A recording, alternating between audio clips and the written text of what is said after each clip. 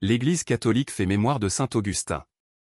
Augustin, un géant de la recherche et de la contemplation de la beauté divine. Impossible de s'approcher de la théologie de la Sainte Trinité, de méditer la vie sacramentaire ou les écrits de saint Jean ou encore de se lancer dans la philosophie de l'histoire sans le rencontrer.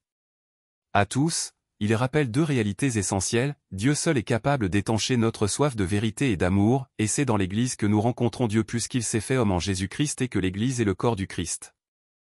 Avant de gravir de tels sommets de lumière fulgurante, Augustin a parcouru toute une trajectoire, sa quête douloureuse de la vérité dans le Christ. Né à Tagaste, Soukhara en Algérie, en 354, d'un père païen et d'une mère chrétienne Monique, il ne fut pas baptisé à sa naissance. Longtemps, il est la désolation de sa mère. Étudiant à Carthage, il a pris une concubine et il reste fasciné par les sectes et les modes culturels de son temps. Déjà parvenu à environ 30 ans, le brillant rhéteur gagne Rome, puis Milan, là il fait la rencontre décisive de sa vie, l'évêque saint Ambroise. Enfin, les prières de sa mère sont exaucées, il reçoit le baptême chrétien la nuit de Pâques 387. Ordonné prêtre 4 ans après, Augustin s'investit à fond dans l'évangile du Christ. Il n'a pas oublié le fils qu'il avait eu de sa concubine, il est nommé Adéodat, Dieudonné, il continue de le chérir et il a été baptisé avec lui.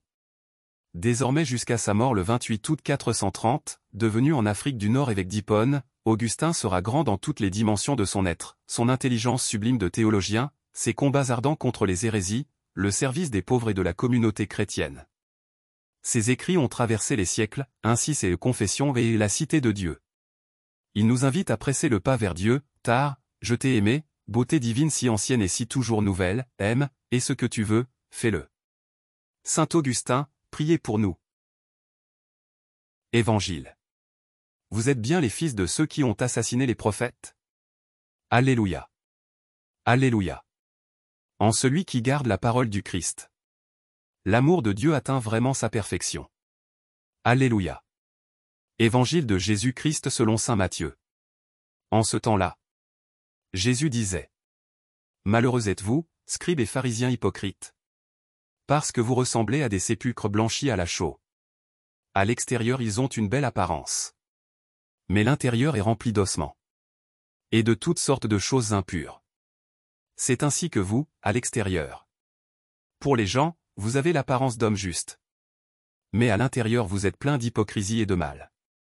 Malheureux êtes-vous, scribes et pharisiens hypocrites, parce que vous bâtissez les sépulcres des prophètes.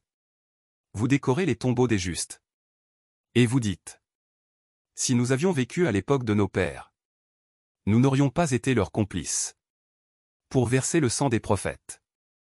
Ainsi, vous témoignez contre vous-même. Vous êtes bien les fils de ceux qui ont assassiné les prophètes.